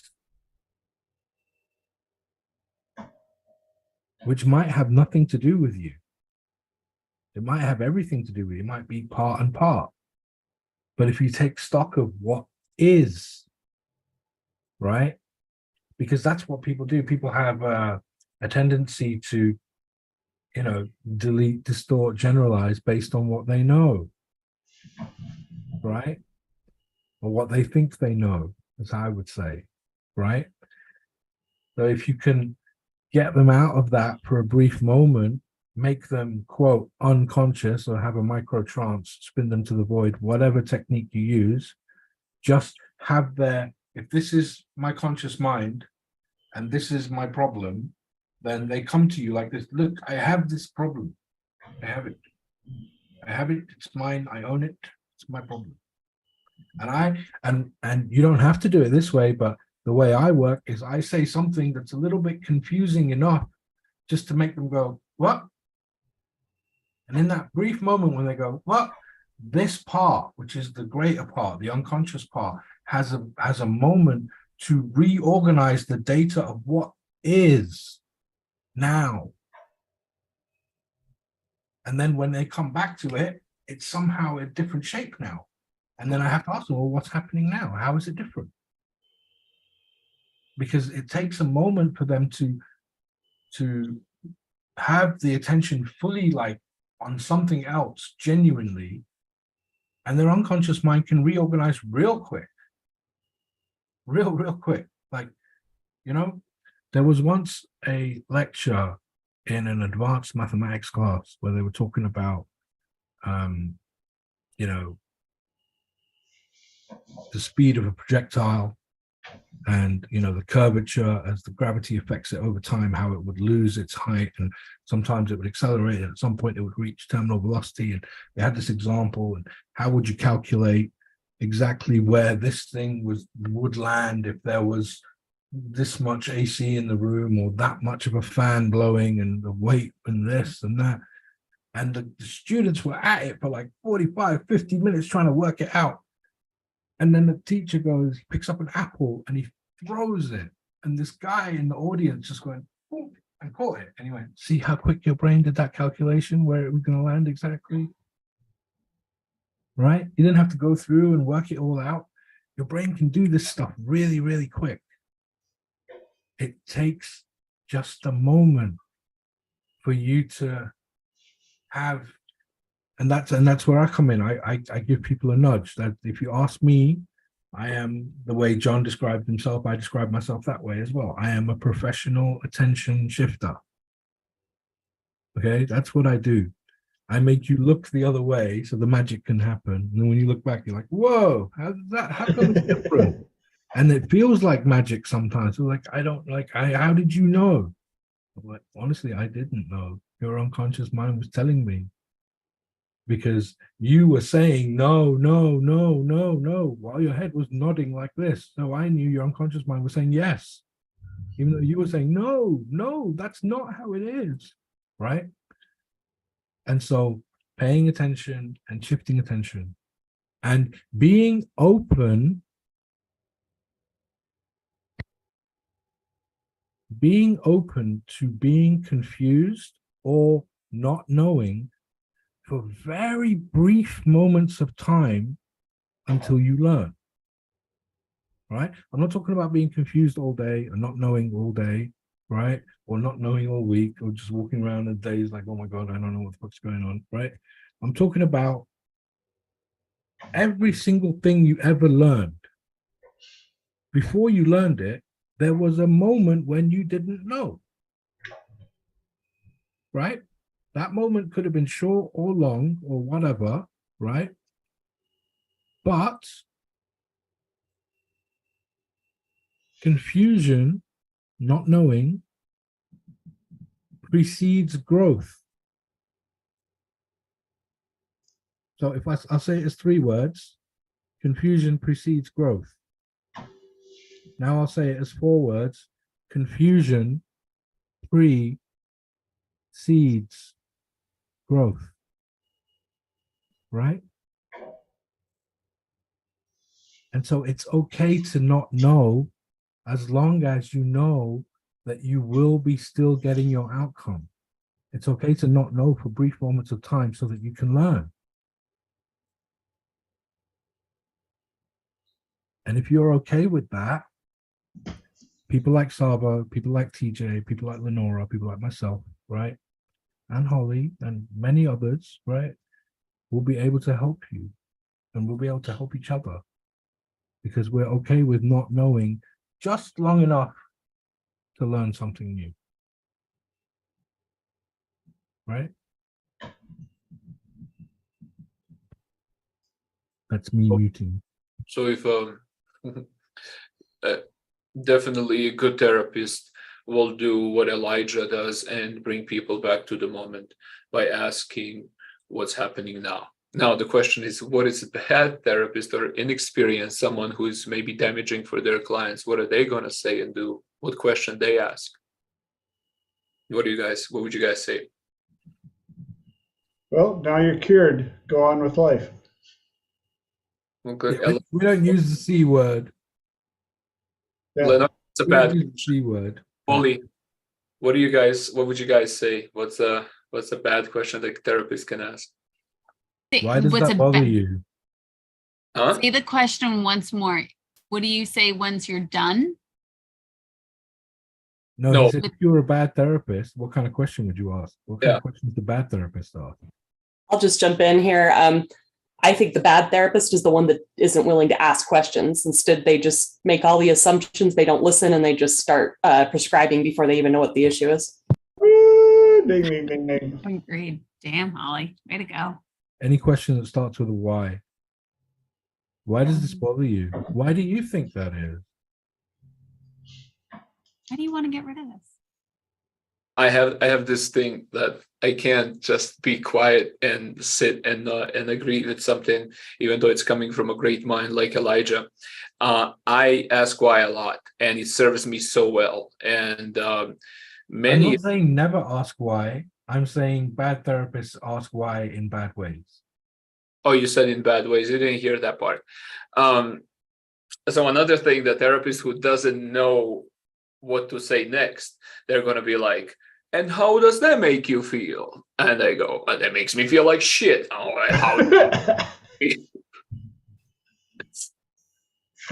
it's a loop down.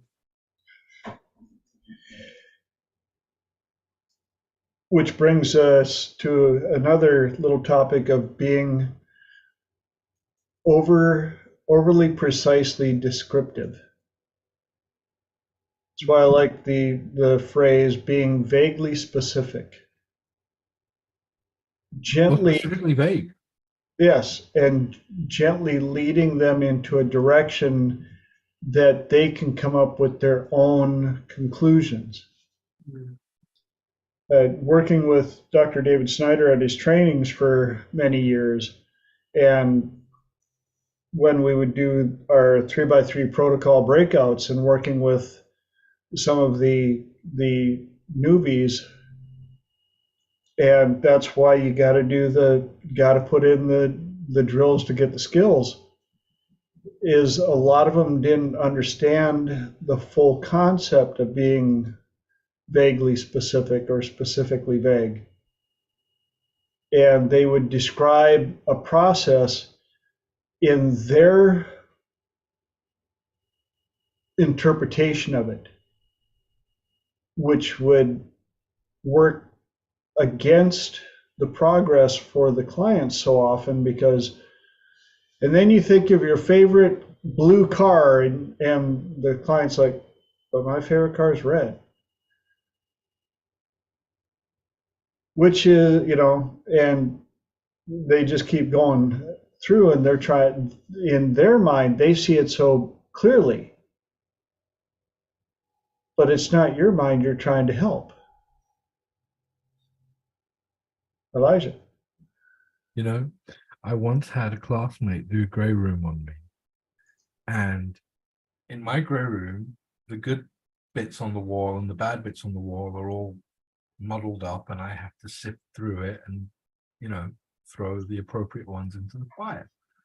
And every time I went, I can't remember if it was left or right. Maybe let's say it was left. Every time I went to the left, she'd be like, oh no, you've gone to the positive side of the room. Why are you taking off some of those things?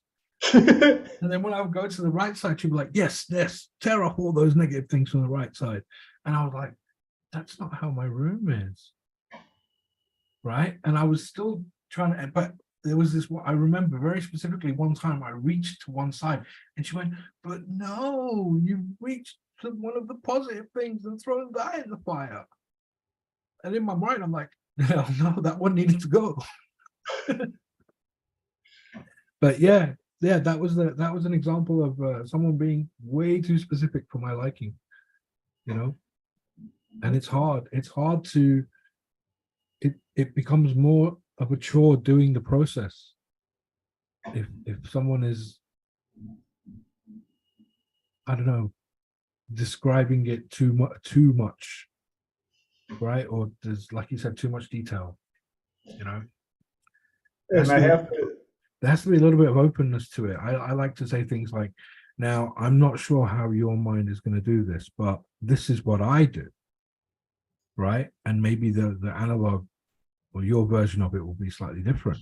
And I would say things like that throughout to make sure that they are aware that they have a freedom to see it, feel it, interact with it within whatever construct they create.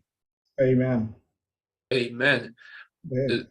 As the meeting is coming to the end, I would just like to take a couple of minutes to just share this, and because I feel like it's so important to sort of connecting stuff that we talked about.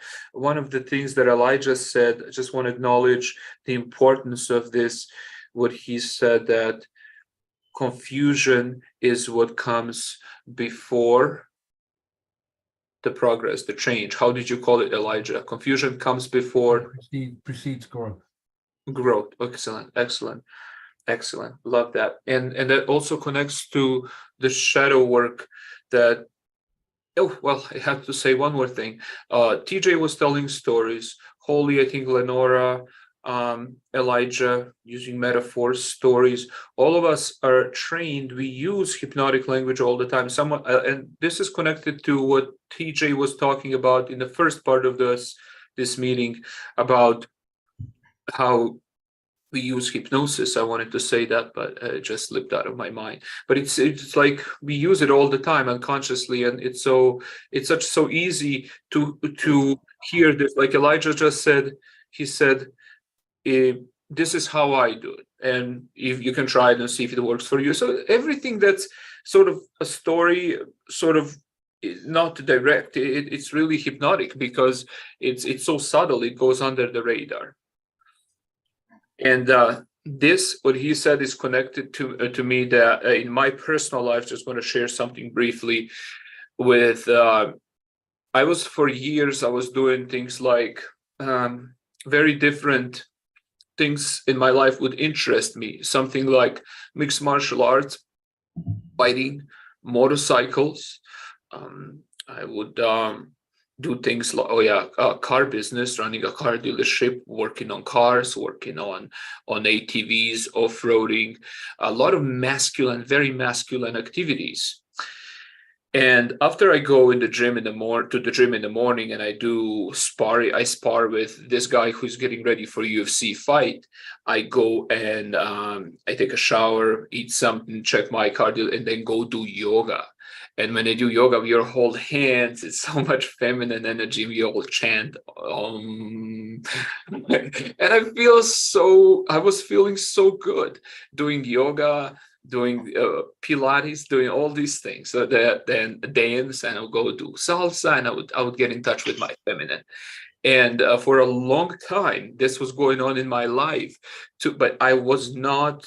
I was feeling shame of each part as I was experiencing the experience. So say I would not want to share about my martial arts or cars and things like that, fast cars and stuff like that when I would, go do, say, yoga, because I was feeling shame. It was just too much out of, it's like a dichotomy. It's a polarity. Polars, yeah. How do you say it, TJ? Two polar sides. Two polar sides? Yeah, you got your polar extremes. Two polar sides. Yeah. And so when I started to do the shadow work, I started to integrate that. And how it's just, I can't explain that, just like I can't explain to someone who never tried a cake how cake tastes.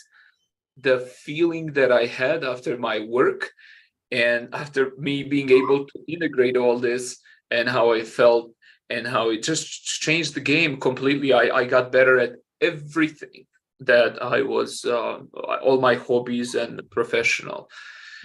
But it's because bringing it, coming from the wholeness, coming from being proud of just being okay with being yourself. And that really, that came a long confusion before that, what Elijah was talking about. Just sort of what I heard when he said about confusion. It's okay to be confused. It's okay not to be okay, and just to be open to what's coming next. What do we got here? Oh, and Elijah just added in the chat. I read these because they don't show up on the recordings. Principle number 4, the principle of polarity. Everything is dual. Everything has poles. Everything has its pair of opposites. Like and unlike are the same. Opposites are identical in nature but different in degree. Extremes meet. All truths are but half truths. All paradoxes may be reconciled.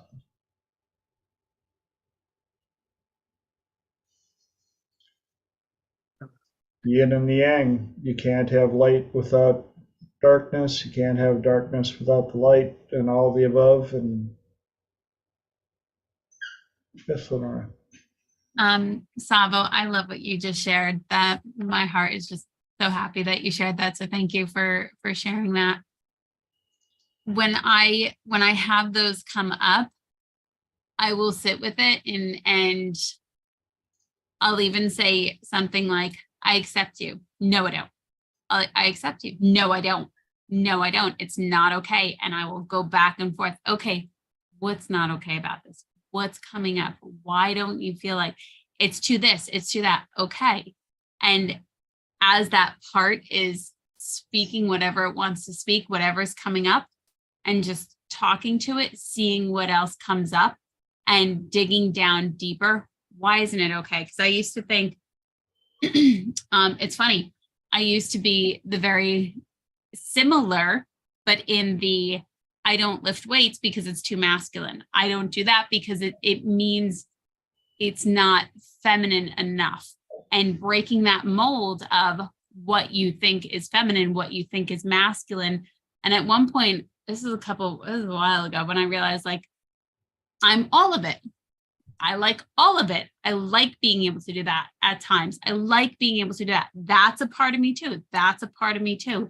And then integrating all of them and saying, okay, I'm all of these things. I have the ability to do all these things. Which one do I want to do right now? Which one feels the best right now? And that way it's accepting all of them and saying, yeah, I'm all of them. I'm really, really nice. And I could be a really big snob too. I'm that too. And integrating that and knowing, and this is one thing that I had learned, because I don't like coming across as a snob. I don't like coming across as a nasty person. And somebody had pointed out, and I was listening to a recording and they said, but that serves you. When you're in that situation, let's say somebody came up to me on the street and I needed to have that boundary of being a snob and coming across really harshly to protect myself, that is a part that serves me, which is that integration of saying, I have this part, I know when to execute it and I know when to not execute it, rather than saying, I don't like being a snob. No, there are times where it's appropriate and I know when to use it. I just don't have to pull it out every day. As the saying is, it's much better to be a warrior in a garden than a gardener in a war. You have to be rounded. You have to, and the more rounded, the more experiential you can get, the more you can live life on the polars and all in between, the better conditioned you are to deal with humans in their natural environment. And I've done yoga. Anybody that out there that thinks yoga is just for sissy girls, you haven't done yoga.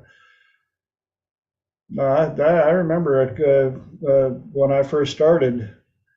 I was in much better shape than I am now, and woo! After a good yoga session, I'm walking out going, I'm not in that shape.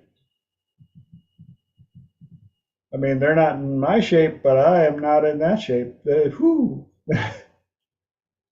So, be open-minded, live life. Life is the ultimate all-you-can-eat buffet. And some people only want the cheese sandwich. And there's nothing wrong with a cheese sandwich. But I love pointing out to them, like, you got the whole buffet. It's paid for. All you got to do Is why? No, what about the dessert bar? That's only for those people. Well, what about the seafood bar? Oh, I've heard that can be a little tricky. Yeah, but did you try it? No, no, I did. Somebody tried it and died once. Yeah, somebody tried the cheese sandwich and died. Yeah, but not many. I mean, you know, that's pretty safe. Yes, I know.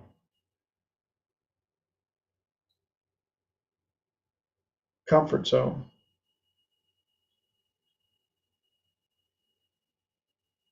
Life isn't about, I love that quote. Life isn't about living long and safe so that you can show up in heaven in perfect shape going, well, that was a nice little experience. I didn't do much, but I was healthy.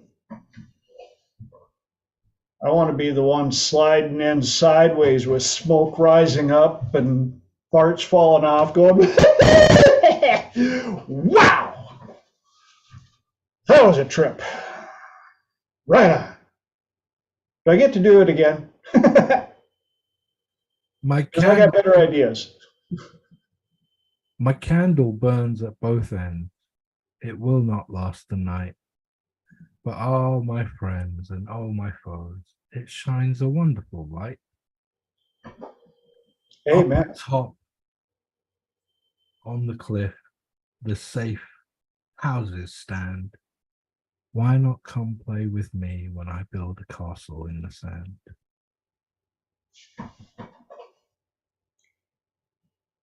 Absolutely. What a great way. Thank you for this gift, you guys. What a great way to finish off my birthday. I appreciate you guys so much. You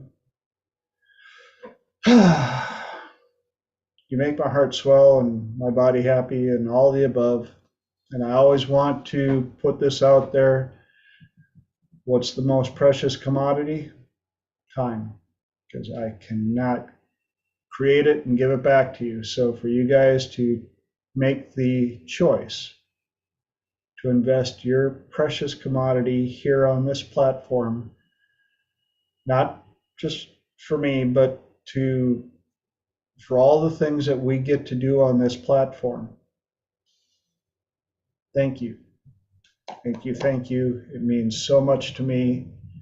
And for anybody out there who got something out of this, please leave comments, because I want these guys to be able to read them as well. And share this with people. We do this for free because it enriches us, but we're hoping that somebody out there needs to hear something in here. And of course, all the other stuff, hit the subscribe and the like, and again, comments, and comment on your comments and all the above. And invite more people on here. I promise you, you don't even have to know how to spell NLP to join us, because we need your insights, we need your questions as well. It's real easy for us sometimes to talk at a level that we've attained and not being able to entertain the questions of, yeah, but what does that mean here? And I will gladly explain it as far down as you need to understand it. Because the world needs a lot more people like these amazing people here. And 8 years ago, not only couldn't I spell NLP, I was freaked out by it. I was like, did you please do this? And here I am. So, thanks again. Looking forward for us to hit the mighty 9-0 in 7 days. So get your topics ready. Until then, live life full, awesomely. Go out and change the world. Be nice to people. Bye. Thank you. Thank you. Happy birthday. Hey there, everybody. Happy birthday, TJ. Birthday, brother. And Linda recently had a birthday as well. So happy birthday to you live, Linda. Happy birthday, Appreciate you. Linda. Well, thank you. Thank you very much. And have a Thank great you. rest of the day, everybody. All right. Take Thank you. Good night.